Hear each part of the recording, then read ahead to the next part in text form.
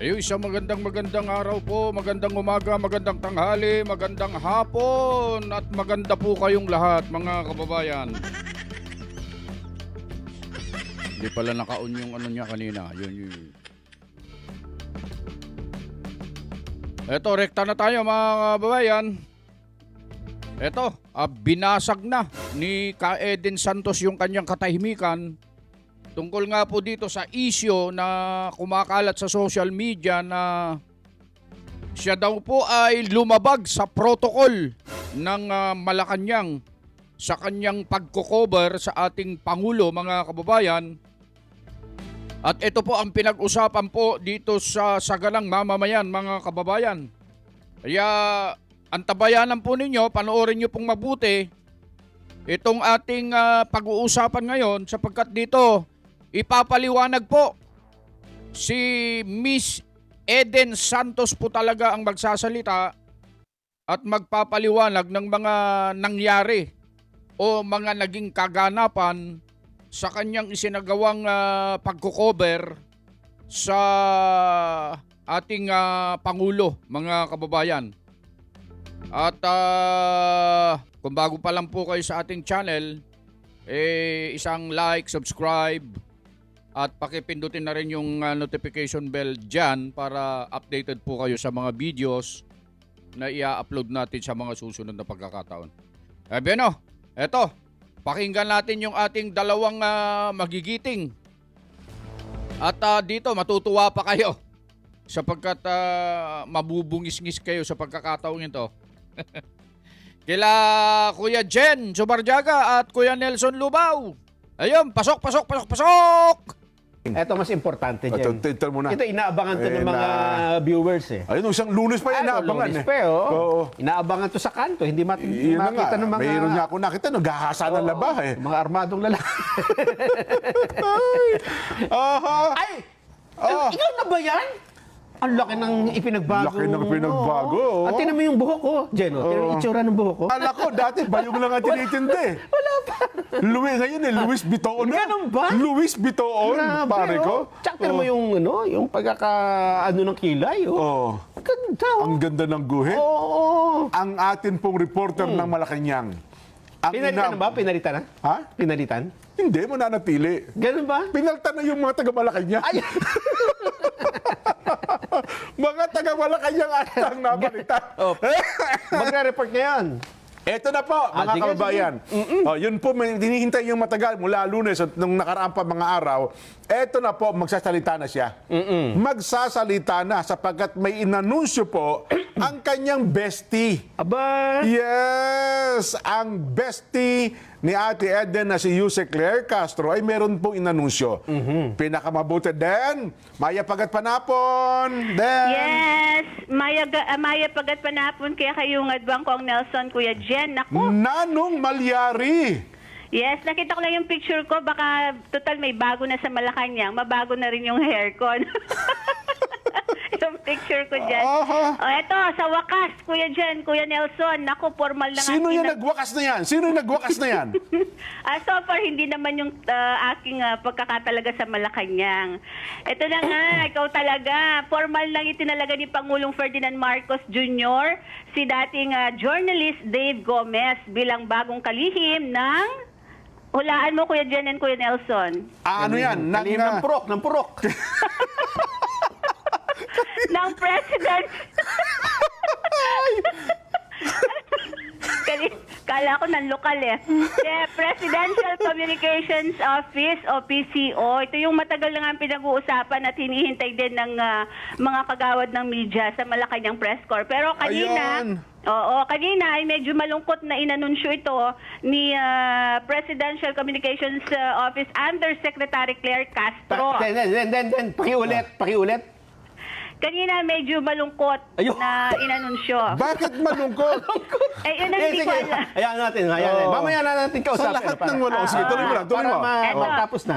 Sa press briefing nga sa Malacanang ay formally inanunsyo ni Tsaka Castro nakaitim, ano? na si Gomez na yung papalit kay outgoing Secretary J. Ruiz. Si Sir Gomez yung ikalima, Kuya Jen and Kuya Nelson, ikalimang kalihim na ng PCO sa loob lamang ng 3 taon sa pwesto ni PBBM. Alam mo, follower ako niyan ha. Lalo ni Gomez, lalo nung siya nasa palibhasa lalaki. Kasi tall, dark, and handsome yan eh. Kuya Jen, Dave. Richard Gomez Dave yun. Gomez. Hindi, ito iba. Hindi ba Richard Gomez? Iba. Oo, si Dave Gomez nga. Dave Gomez, iba pala yun. Yung kasi kinila ko, tall, dark, and handsome eh. Richard Gomez. Eh, baka naman tall, dark, and handsome din si Sir Dave. Yun! Ganon. Oo. Siya yung dati Kuya Jen na nakabit din sa nag-cover din sa Malacanang. Bago siya nalipat sa advertising at maging head nga ng communications ng isang malaking korporasyon. Yes. Kilala namin ni Jen to. Sabay kami nagpapagupit nung araw eh. Ayun, tipong mga siguro konti isang ligo lang ang lamang nyo sa kanya. No? Oo. Yan. Kasi kami ni Nelson kasi once a month na magpagupit siya kasi araw-araw. Sabi ko, pare, tama na yan. Magalit sa akin ito pa O eto, baka interesado pa kayo malaman kung saan mapupunta si Ruiz. Saan? O eto, kinumpirma na ni Castro na siya ay magiging miyembro baka hindi naman ng New Era Toda Kuya Jen ha. Oo. Miyembro ng Board of Directors ng Manila Economic and Cultural Office o MECO. Okay. Dito rin inilipat ni Pangulong Marcos si dating PCO Secretary Cheloy Garafil. So magkakasama sila dito sa MECO. Ayun. Si Sec Cheloy ay siya yung chairperson at siya naman ay magiging member ng Board of Directors. Ayun. Pero ganun lang kasi alam ko ang sweldo yata ng PCO Secretary at Director lang ng MECO. MECO, halos mas malaki pa ang Director ng MECO. Board members eh. Ay, kaya nga. Pareho lang. Hindi, mas malaki pa ata. Kasi pala- malaki sweldo ng Oo nga, tama. Kung naiwan ko lang, tama nyo kami. Malaki sweldo kapag ka nasa MECO. Then, Ganun ba? ayo. Tsaka wala ka pang ginagawa, pataas-taas lang ang paa mo. Wala kang pressure, walang At intriga, walang kung ano-ano. Oo. Pakanta-kanta at padalo-dalo ng party, ganon. Hindi naman, board meeting, hindi naman party. Mga papito-pito lang, papasal-pasal nga na, walang gaanong pressure. At saka ang Ayun. pinakamatindi, walang mga tanong na kagaya mo. Then, Ayun, na importante. Ay, hindi, plano ko naman, hinihintay ko nga, baka doon ako ilipat na bit sa MECO. Doon sa- OFW yun, pagka hindi ka, doon, kapag kayo na-assign kang bit, ang assignment mo yung MECO, OFW ka nun din. Pero hindi niyo pa nami-meet si Dave Eden. Hindi pa, pero may mga nakita na kami nagpunta kanina sa Malacanang. Si dating, ano ba posisyon nun ni Ricky Carandang sa ilalim ng administrasyon ni dating Pangulong Noynoy Isasama ba Aquino. niya si Mr. Ricky Carandang? Hindi natin masabi kasi wala namang official na. Basta nakita natin sila doon. Si ganon. Sir Ricky Carandang, si Ma'am Charo Logarta. Oo. Ito, mga ilan sa mga nakita natin doon. Mabait yan si Dave. PCO. Sana hindi nagbago. Mabait yan. Tsaka approachable. Yan ang pagkakakilala natin. Ayun. Yung Mga mga... laging nagyayayang kumain. Jen. Tsaka din dati kasi, bagay si JD, ganun din natin, mabait, mapiya. Pero nung naging PCO secretary kasi, hindi mo na matawagan, hindi mo matext. Ganun Sana ba? hindi magbago, di ba? At sana mapakinggan din niya yung kung sakaling makipag-ugnayan siya sa NPC officers and members na sana walang limitasyon or walang pagbabawal sa pagtatanong sa press briefing. Ayun. Pero alam mo naman dyan sa, tayo naman din, magkakasama tayo. Minsan talaga, may mga pakiusap naman yan, pwede ba, mag-itanong ganito, ganyan. Minsan naman, pinagbibigyan din naman natin kasi gusto natin na magkaroon ng magandang relasyon sa kanila, di ba? Yes. Kumbaga, ganyan naman talaga give and take yan, di ba? Basta wag lang yun talagang totally na wag kang pagtatanungin. Yun na nga. Kumusta anong maging kapalaran ni Yusek Claire Castro? Yan. Eh kung titingnan natin yung bolang kristal, Kuya Jen and Kuya Nelson, Oh. ang MPC naman ay okay naman sa amin si Yusek Castro dahil nga sa may tagasagot ng mga inquiries natin, yung mga tanong, di ba, sa mga issue. Yun, kung mag-stay siya dyan. Sa ngayon, wala naman kaming naririnig na siya ay aalisin o papalitan. Yun. Oh. Depende siguro kung paano sila yung working relationship nila ng bagong PC o secretary. Ayun. Sana magkaroon sila magandang relasyon, working relationship ni Secretary Dave at saka nitong si Yusek Claire Castro. Oo. Kasi, At saka kasi baka daw hindi na maging masaya ang press briefing pag wala si Yusek Claire. yes. Ako naman din, tayo, kumbaga mga professional. Ako naman naniniwalang wala namang sama ang namamagitan sa inyo ni Yusek Claire, di ba? Kumbaga trabaho lang yan, walang personalan yan, di ba? Oo naman, trabaho lang. Yun na nga. O, Okay, paano? hanggang doon na yung tanong, tayo ay mag-aalasing ko. May gagawin pa siya. Di ba nakasuot ka na, naka-uniforme ka na ata, di ba? Basta ako kalihim, kalihim. Yes. Ay, pero at least, ang isang totoo, Nelson, ay mananatili ka sa Malacanang, then. Oo naman, Kuya Jen, yun nga, nililinaw lang natin na hindi naman ako na umalis doon or inalis. Ayun na nga. Kahit naman nagkaroon ng ganung mga issue, ay wala namang naniwala, Kuya Jen, doon sa Totoo. sinasabi nga ng PCO dahil kitang-kita naman lahat doon sa mga video. Tsaka kung papaano tumindig yung MPC at syempre nagpapasalamat tayo sa kanila. Dahil talaga namang nagkakaisa sila doon sa kung ano ba talaga yung totoong nangyari. Tama. At syempre nagpapasalamat din tayo sa NUJP na talaga namang National Union Yes. of Journalists of the Philippines. na talagang hindi rin naman lang pinapayagan na maano yung ating yung press ano ba yun, yung freedom of the press. Bagamat iniwasan nilang bagitin ang pangalan mo, ha? Okay. Okay lang naman yun. Ano ba talaga nangyari? Di ba ang Pangulo, yung event lang ng Tarlac, di ba parang papunta sa bus, biglang lumiko eh. Ano ba nangyari doon? Kasi ganito from the beginning, Oo. siyempre alam naman natin yung mga protocol dyan, ano? Yes, may briefing yan eh. Yung sasabihin ng Maro na dito tayo, kung magpapa-ambush ang Pangulo, okay. Kung hindi, minsan kasi sasabihin lang kung okay, parang may chance na magpa-ambush, ganyan. Oo. Tapos biglang all of a sudden, wala nang ambush, ganon. So, syempre yung media, gusto lang makakuha ng mga update mula sa Pangulo mismo dahil nga hindi naman ganun kalinaw yung kung ano yung sinasabi sa briefing. Iba pa rin kasi pag ang Pangulong nagsalita, Kuya Jen and Kuya Nelson. Totoo naman, hindi ba? oo. So doon sa pagkakataon na yon, after niyang saksihan yung pagsunog doon sa mga floating shabu, naglakad sila ni Sec John Vic Remulla sa may gilid nung incinerator. So yung mga reporter, nagpuntahan sila dun sa dulo nung sort of malaman nila na walang ambush. Naiwan okay. ako doon sa tabi ng mga cameraman. Okay. Pero nakita ko na parang nandun na sila lahat. Sumunod ako ngayon doon. Oo. Alam mo naman, syempre, maliit lang ang katawan ko. Sumingit ako doon sa mga PIDEA agent, ganyan, para makarating doon sa kinaroroonan ng mga kasamahan ko.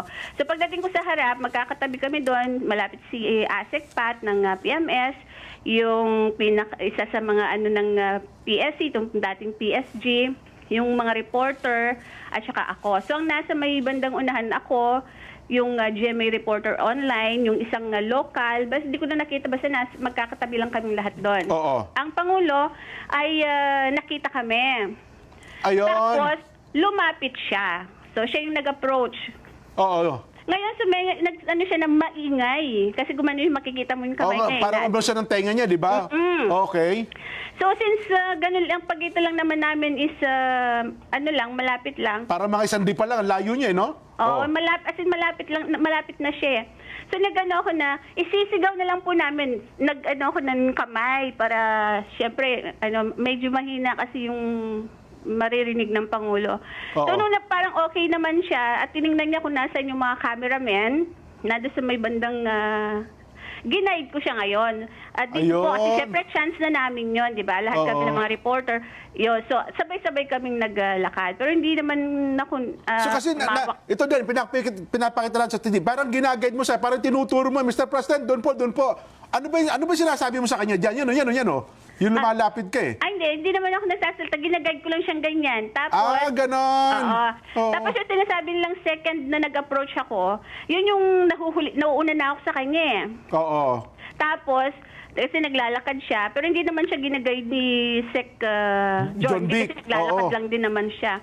Nagsalita siya. So parang nahiya pa nga ako, kaya medyo umurong ulit akong ganyan, tapos pinapakinggan ko yung sinasabi niya. Oho. Kaya parang yun yung sinasabi lang nag-approach ulit ako. Nahiya lang ako kasi parang sa pagkatapos mo akong i-guide, iwanan mo ako. Parang ganun lang naisip ko. Oho. Kaya puli ko siyang itinurong ganyan. Di ba nakita niya naman pangalawang pagturo ko ng... Parang tinuturo mo yung mikropono eh. Oo, Nahawak naman ng isang PSG, di ba? Yes, doon na Oo. siya para doon na siya pumunta. So nung pagdating niya doon, lumayo na kami para doon sa yung mga mic naman, sinabihan ko yung ibang mga cameraman doon na ibaba yung mic kasi minsan ayaw ng PSG na Oo nga. malapit sa mukha ng Pangulo. Natatakpan ang mukha niya sa mga footages. Oo. Tsaka minsan muntik na siyang madunggol-dunggol ng mic Oho. di ba? So wala talagang protocol na nalabag yung event na ito? Wala namang protocol na nalabag dyan kasi that's parang normal yung mga ganyang Oh sitwasyon. yes, sa actual, nga. Oo. Ang Pangulo kasi, Kuya Jen and Kuya Nelson, meron niyang body language na kapag ka gusto niyang magpa-interview sa media, Oo. siya yung mismong lalapit at saka magsasabi naman sa PCO officer o sa Maro, ganyan. Pero pag ayaw niyan, kahit anong pilit ng tawag mo dyan, Oo, hindi siya lilingon. Tama, oo. hindi yan maghihinto. Ngingiti lang yan at kakaway sa mga media. Tapos Oo. diretso na yan. Hindi yan magpapa-interview kahit anong sabihin mo. Kaya yung pagkakataon na yun, siya yung lumapit. Siyempre, chance na ng mga media yun. Ay, okay pala si Pangulo. Parang Ayun. ganun Oho. lang naman yun. Oho. Ayun. Ay, that is malinaw. Mhm. Oo. Tawag ka na. Bukas din, tuloy mo yung kwento mo, ha? Oo. Tingnan natin kung bukas pupunta doon yung bagong secretary Aha. or sa Lunes na para kasabay nung flag raising ceremony. Ayan. So wala pang balita kung magpapalit din ng mga ASEC, PCO, at iba pang mga officers ng PCO. Normally, kapag bago yung secretary, syempre magdadala yan ng mga USEC and ASEC niya, Oo, hindi oo. ba? Pero may mga nakikita kami doon na kahit naman na nagpalit yung secretary, may mga manggilan-ngilan na ASEC na nag-stay, na hindi naman pinapalitan. Ayun, tama. Kumbaga Oo. talagang siguro ay Yun lang siguro Yun sa mga talagang posisyon nila. Taga doon yung talaga mga sila. posisyon na talagang tingin ng PCO secretary, kailangan tao niya yung nandun. Oho. Para alam niya kung anong nangyayari lahat sa baba, sa labas, kung may mga coverage ang Pangulo. Ganon. Aha. At saka yung iba kasi doon, Kuya Jen, mga dati ring miyembro ng media na kakilala din naman ng mga sumusunod Yes. na mga PCO secretary. Kaya hindi sila naaalis. Or nalilipat lang sila ng ibang pwesto. Ganon. Ayan. Sige, Dan. At ikaw ay mahuhuli. May gampaning ka yata, ha?